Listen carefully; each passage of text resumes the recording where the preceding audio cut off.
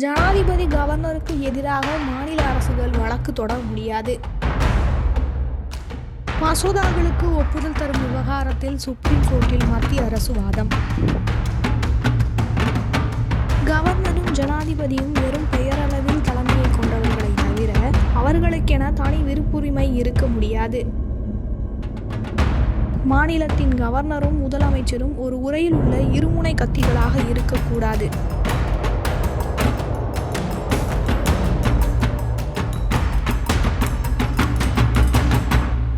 மசோதாக்களுக்கு ஒப்புதல் தரும் விவகாரம் தொடர்பாக ஜனாதிபதி கவர்னர்களுக்கு எதிராக மாநில அரசுகள் வழக்கு தொடர முடியாது என சுப்ரீம் கோர்ட்டில் மத்திய அரசு வாதம். கவர்னர்கள் அனுப்பி வைக்கும் மசோதாக்கள் மீது ஜனாதிபதிகள் 3 மாதங்களுக்குள் முடிவெடுக்க வேண்டும். இல்லாவிட்டால் அதை எதிர்த்து மாநில அரசு சுப்ரீம் கோர்ட்டில் ரிட் மனு தாக்கல் செய்ய முடியும் என தமிழ்நாடு அரசு தொடர்ந்த வழக்கில் சுப்ரீம் கோர்ட் பரபரப்பு தீர்ப்பை அளித்திருந்தது. இந்த விவகாரத்தில் சுப்ரீம் கோர்ட் ஆலோசனை கருத்தை பெறும் வகையில் ஜனாதிபதி திரௌபதி முர்மு 16 கேள்விகளை எழுப்பி கடிதம் ஒன்றை அனுப்பியிருந்தார். இந்த விவகாரம் தொடர்பான மனு சுப்ரீம் கோர்ட் தலைமை நீதிபதி PR கவாய் தலைமையிலான 5 நீதிபதிகள் கொண்ட அரசியல் சாசன அமர்வுக்கு விசாரணைக்கு வந்தது. இந்த விவகாரம் குறித்த விசாரணை நேற்று நடைபெற்ற நிலையில் மத்திய அரசின் சார்பில் சொலிசிட்டர் ஜெனரல் துஷர் மேத்தா ஆஜராகி வாதிட்டார். அப்போது அவர் கூறியதாவது: மசோதாக்களுக்கு 3 மாதங்களுக்குள் ஒப்புதல் அளிக்காத கவர்னர்கள் ஜனாதிபதிக்கு எதிராக சுப்ரீம் கோர்ட்டில் மாநில அரசு வழக்கு தொடர முடியும் என தமிழ்நாடு கவர்னர் தொடர்பான வழக்கில் தீர்ப்பு கூறப்பட்டுள்ளது. மாநில அரசுக்கு அடிப்படை உரிமைகள் இல்லை. மக்களின் அடிப்படை உரிமைகளை பாதுகாக்கும் கடமை உள்ளது.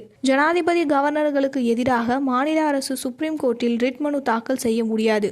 அவ்வாறு தாக்கல் செய்தாலும் கோர்ட் அதனை விசாரிக்க முடியாது. உதாரணமாக, ஒரு மாநிலத்தில் துணை ராணுவ படை அனுப்ப மாநிலத்துக்கு உத்தரவிடக் கோரி மத்திய அரசு ரிட் மனு தாக்கல் செய்ய முடியாது. கோர்ட் கவர்னர்களுக்கும் ஜனாதிபதிக்கும் கெடு விதிக்க முடியாது என்று அவர் வாதிட்டார்.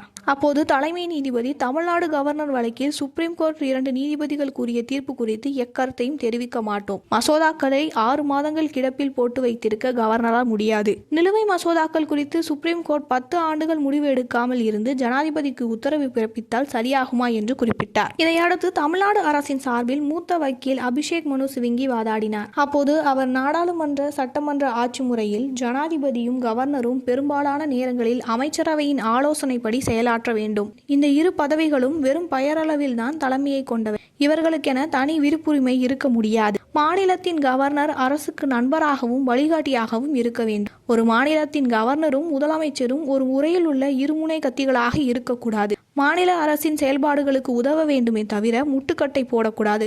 கவர்னர் சட்டம் இயற்றும் ஒரு பகுதியாக இருக்கிறாரே தவிர MLA-வாக முடியாது. கவர்னர் ஒருபோதும் சூப்பர் முதல்வராக செயலாற்ற முடியாது என வாதிட்டார். வாதங்களை பதிவு செய்து கொண்ட தலைமை நீதிபதி விசாரணையை வரும் செப்டம்பர் 2ஆம் தேதிக்கு தள்ளி வைத்தார்.